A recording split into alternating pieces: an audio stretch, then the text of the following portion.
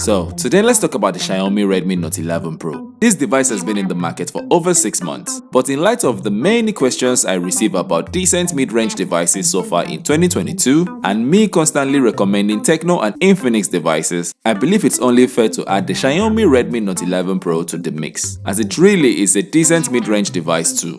So for me, one of the main drawbacks and probably the reason I don't seem to recommend this device when asked is its price, coming in at about $285 whole. That is a whooping 160,000 naira, which is almost always out of range in terms of budget for those reaching out to me for recommendations. Now, if you're a baller and that price does not scare you, a round of applause to the ballers in the house, please. Alright, let's get on with it. For build quality, I'd say I'm actually impressed. It feels as good as it looks. The frame is made of plastic and the back is made of glass. The front screen is made of Gorilla Glass 5 for screen protection. The color I have here is called the Star Blue, but you can also have yours in forest green, graphite grey, or the polar white, whichever one you may fancy. The Redmi Note 11 series are IP53 splash proof, which comes in handy in weather such as mine in the south of Nigeria. Now, on the right side of the device has the volume rocker keys and the power button, which, same as most devices nowadays, also doubles as the fingerprint scanner. The left side of the device is plain, which for some reason I really do like. The bottom of the device has the speaker grill, a microphone, a USB Type-C charging port, and a hybrid SIM tray for either a nano SIM setup or a nano SIM and a memory card, depending on what setup you may prefer. On the top of the device is the headphone jack, which appears weird to me, as I would prefer my cables dropping from the base and not over the top, which could be quite distracting or interrupting. Next, a second speaker grill for stereo effects, a second microphone, and the most interesting addition, an IR blaster. Now, this is a regular feature on most Xiaomi devices, and if you are anything like me, you would be excited too, as I love the luxury of powering on and controlling all my electronic devices remotely from my phone. Saves me the time of picking up multiple remotes, and it is quite easy to set up.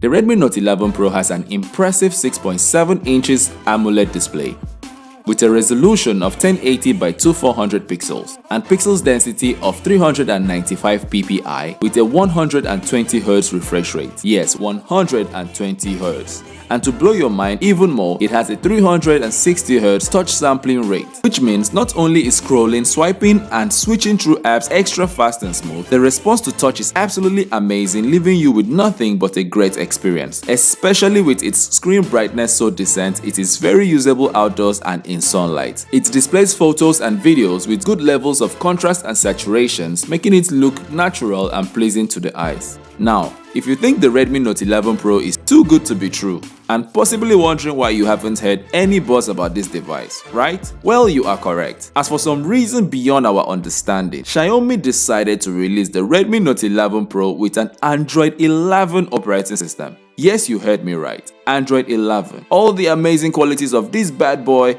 and boom, Android freaking 11. Such a letdown and a total buzzkill.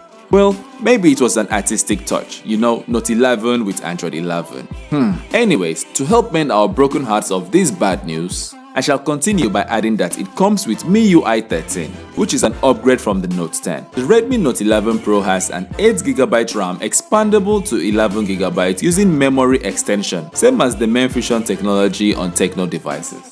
It has a MediaTek Helio G96 octa-core chipset, which very adequately improves handling and running of basic tasks on this device. It has a Geekbench result of 514 single-core score and 1719 multi-core score, as well as an Antutu benchmark score of 307,656. Absolutely good numbers, meaning it should handle gaming and other tasking activities pretty well. The only drawback in this area is the fact that it starts to heat up when gaming in above medium graphics settings. Other than that, the gameplay is smooth and very enjoyable. The Xiaomi Redmi Note 11 Pro has a storage of 128GB, which sadly comes almost filled up with bloatware. So you definitely should do some housekeeping as soon as you get this device and get rid of all the pre-installed unwanted apps. Comment if you do not have an idea on how to do this, and I can make a video to show you just that. The Redmi Note 11 Pro comes with a 5000 mAh batteries, which is the benchmark currently for us Nigerians, as we need to know once fully charged, our devices can last us the whole day or more, seeing as most do not know when next they are getting power supply. It charges from 0 to 100% in about 45 minutes, using its 67 watts fast charger, which again is mighty impressive. The camera on the Redmi Note 11 Pro joins the trend of positives with a 108 megapixels f1.9 26mm wide main lens, an 8 megapixels ultra wide lens, 2 megapixels macro lens, and 2 megapixels depth lens, with an LED flashlight also supporting HDR and panorama with video at 1080p 30 frames per second, and a selfie camera with a 16 megapixels wide lens also shooting videos at 1080p 30 frames per second. So with all the listed amazing qualities and features of the Xiaomi Redmi Note 11 Pro, do you also find yourself shaking your head this very moment and thinking to yourself, why in the world did Xiaomi not give the device an Android 12 operating system? Because I must say, it single-handedly takes the fight out of this device in comparison to other 2022 mid-range devices running Android 12 operating systems. With that said, notwithstanding of the letdown, the Redmi Note 11 Pro is an amazing and very capable device. So if you are not a very tech-savvy person and you are looking to get just an all-round great mid-range device, with the price not being an issue to you, I guess you can go ahead and get this one. If you're looking to get other mid-range devices, maybe at a lower price point or just something with Android 12, click the link above or watch any of the suggested videos at the end of this video.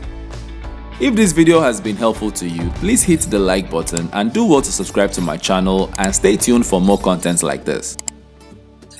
Drop a comment if you have a question or give us your take on the Redmi Note 11 Pro. Tell us if the Android 11 is a deal breaker for you. Alright then, thank you for watching this far. Till we see again, bye bye.